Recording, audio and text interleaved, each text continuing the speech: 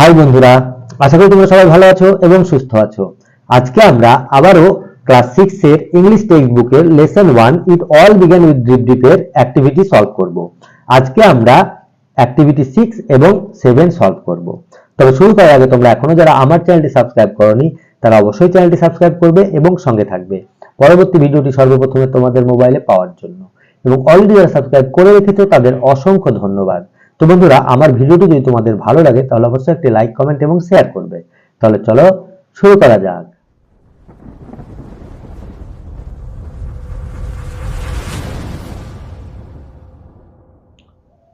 তো বন্ধুরা, আজকে আমরা ক্লাস 6 এর it all begin with drip ড্রিপের অ্যাক্টিভিটি 6 এবং অ্যাক্টিভিটি 7 সলভ করব। এর আগের ভিডিওতে আমরা অ্যাক্টিভিটি 5 পর্যন্ত সলভ করে রেখেছি, তোমরা চাইলে দেখতে পারো, তাহলে তোমরা অ্যাক্টিভিটি 5 পর্যন্ত অ্যান্সার পেয়ে যাবে। আজকে আমরা অ্যাক্টিভিটি 6 এবং 7টা সলভ করি। অ্যাক্টিভিটি 6 এ বলছে right T for true and F for false statements in the given boxes. Give supporting statements for each of your answers. তাহলে কি বলছে যে স্টেটমেন্টটি সত্য তাতে আমরা ট্রু লিখব মানে টি, এবং যে স্টেটমেন্টটি ফলস মানে মিথ্যা সেটাতে আমরা এফ লিখব। এই বক্সের মধ্যে আমরা ট্রু বা ফলস লিখব। এবং তার সঙ্গে কি বলছে যে আমার যে অ্যান্সার হবে সেই অ্যান্সারটা সত্য হলে ট্রু হচ্ছে এবং তার একটি সাপোর্টিং স্টেটমেন্ট দিতে হবে যে সেটা সত্য কেন, বা মিথ্যা হলে সেটি মিথ্যে কেন, এফ কেন হবে। ঠিক আছে, তাহলে এ বলছে Bholanath did not know how to ride a horse. Bholanath did not know how to ride a horse মানে ভোলানাথ কিভাবে ঘোড়া চড়তে হয় সেটা জানে না। এটা একদম ট্রু। আমরা পড়েছি ভোলানাথ ঘোড়ায় চড়া জানে না। তাহলে সাপোর্টিং স্টেটমেন্ট কি হবে? দেখো, স্টেটমেন্ট গুলো সবসময় বই থেকে তুলে দেওয়াই বেস্ট হয়।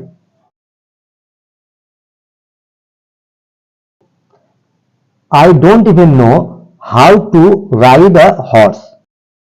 আমি এমনকি জানি না কিভাবে ঘোড়ায় চড়তে হয়। এটা হলো statement. B number, the king sent Bholanath a magnificent elephant. রাজা ভোলানাথকে একটি চমৎকার হাতি পাঠিয়েছিল। এটা ফলস, কেননা রাজা ভোলানাথকে একটি স্টেলিয়ন পাঠিয়েছিল। তাহলে এটা আমরা ফলস করে দিই। এবার স্টেটমেন্ট কি হবে? যেহেতু রাজা ভোলানাথকে হাতি পাঠায়নি, পাঠিয়েছিল ঘোড়া, তাহলে আমরা স্টেটমেন্টটা লিখব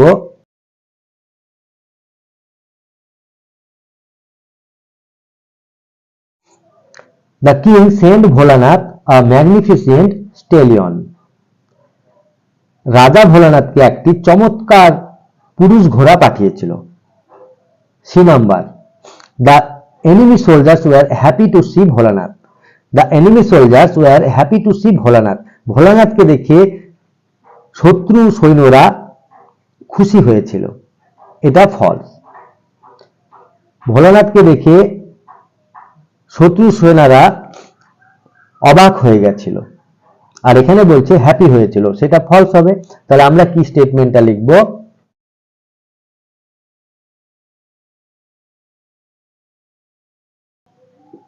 The enemy soldiers were astonished to see Bholanath. ভোলানাথকে দেখে শত্রু সৈন্যরা অবাক হয়েছিল। D number, Bholanath defeated the enemy soldiers single handedly। এটা ট্রু। ভোলানাথ একা হাতে শত্রু সেনাদের পরাজিত করেছিল। তাহলে এটা সত্য, কেননা ভোলানাথ তো একাই শত্রু সেনাদের পরাজিত করেছিল। তাহলে স্টেটমেন্টটা কি হবে?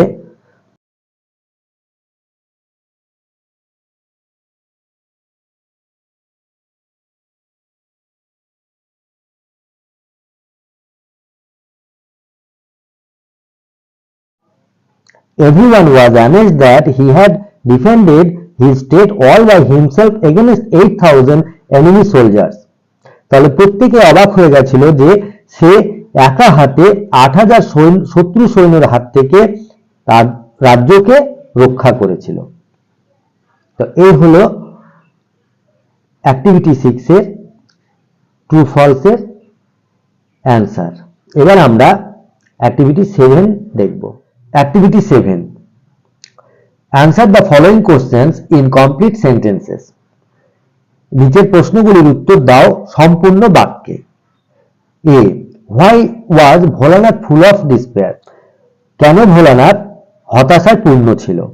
এর অ্যান্সার আমি লিখে রেখেছি, দেখো আমি একটা করে কোশ্চেন বলবো এবং তার অ্যান্সার আমি অলরেডি লিখে রেখেছি, এটা আমি পড়ে তোমাদের বুঝিয়ে দিচ্ছি। দেখো এ নম্বরের প্রশ্নটা ছিল why was Bholanath full of despair? কেন ভোলানাথ হতাশায় পূর্ণ ছিল? Answer, Bholanath was full of despair because the king made him the commander in chief and given the duty of protecting the state, but he didn't even know how to ride a horse. তাহলে ভোলানাথ হতাশায় পূর্ণ ছিল কারণ রাজা তাকে সেনাপ্রধান বানিয়েছিল এবং রাজ্য প্রতিরক্ষার দায়িত্ব তাকে দিয়েছিল, কিন্তু সে কিভাবে ঘোড়ায় চড়তে হয় সেটাই জানতো না, তাই সে হতাশাগ্রস্ত হয়ে পড়েছিল। এবারে আমরা বি নম্বরের কোশ্চেনটা দেখি। B number, how did his wife help him to overcome his trouble? তাহলে কিভাবে তার সমস্যা সমাধানে তার স্ত্রী তাকে সাহায্য করেছিল? এর অ্যান্সারটা হবে নাম্বার বি এর কোশ্চেনটা ছিল how did his wife help him to overcome his trouble? অ্যান্সারটা হবে his wife help him to overcome his trouble by securely tying him to the horse with a rope. His wife helped him, তার স্ত্রী তাকে সাহায্য করেছিল to overcome, বেরিয়ে আসার জন্য, হিজ ট্রাবল মানে সমস্যা থেকে, by securely tying him to the horse with a rope, তাকে ঘোড়ার সঙ্গে শক্ত করে একটি দড়ি দিয়ে বেঁধে দিয়েছিল। ঠিক আছে, তাহলে তার স্ত্রী তাকে সাহায্য করেছিল তার সমস্যা থেকে বেরিয়ে আসার জন্য, ঘোড়ার সঙ্গে তাকে শক্ত করে দড়ি দিয়ে বেঁধে দিয়েছিল। এবার আমরা সি নম্বরের কোশ্চেনটা দেখি। C number, what made the enemy soldiers greatly scared? কি কারণে শত্রু সৈন্যরা ভীষণভাবে ভয় পেয়েছিল, বা কি জন্য শত্রু সৈন্যরা ভীষণভাবে ভয় পেয়েছিল? What made the enemy soldiers greatly scared? এর অ্যান্সারটা হবে, সি এর কোশ্চেনটা ছিল what made the enemy soldiers greatly scared. অ্যান্সারটা হবে the enemy soldiers were greatly scared to see a wild looking man tied to a fierce stallion weaving branches excitedly. The enemy soldiers were greatly scared to see a wild looking man tied to a fierce stallion weaving branches excitedly. তাহলে শত্রু সৈন্যরা ভীষণভাবে ভয় পেয়েছিল একটি উন্মাদ মানুষ একটি ভয়ঙ্কর ঘোড়ার সঙ্গে বাঁধা এবং সে একটি গাছের ডালকে উত্তেজনার সঙ্গে ঘোরাচ্ছিল, এটা দেখে তারা ভীষণভাবে ভয় পেয়ে গেছিল। ঠিক আছে, তাহলে একটি বন্য মানুষকে রেখেছিল যে একটি ভয়ঙ্কর স্টেলিয়নের সঙ্গে মানে মদ্দা ঘোড়ার সঙ্গে বাঁধা ছিল এবং সে হাতে একটি গাছের ডাল উত্তেজনাপূর্বক ঘোরাচ্ছিল, এটা দেখেই তারা ভীষণভাবে ভয় পেয়ে গেছিল। এবারে আমরা ডি নম্বরের কোশ্চেনটা দেখব। D, do you think Bholanath could truly be called a legendary character? Give reasons for your answer. সত্যিই কি ভোলানাথকে একজন কিংবদন্তি বলা যায়? তুমি কি মনে করো? তোমার উত্তরের সপক্ষে যুক্তি দাও। Do you think Bholanath could truly be called a legendary character? ভোলানাথকে কি সত্যিই একজন কিংবদন্তি বলা যায়? তুমি কি মনে করো? Give reasons for your answer, তোমার উত্তরের সপক্ষে যুক্তি দাও।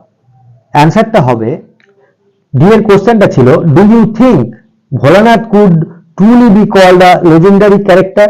Give reasons for your answer.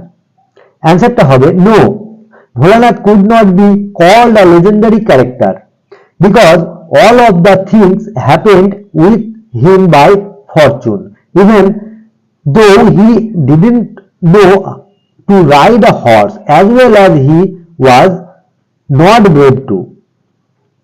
তাহলে না, ভোলানাথকে একজন কিংবদন্তি চরিত্র বলা যাবে না বা বলা যায় না, কারণ যা কিছু তার সঙ্গে ঘটেছিল সবই তার ভাগ্যবশত হয়েছিল।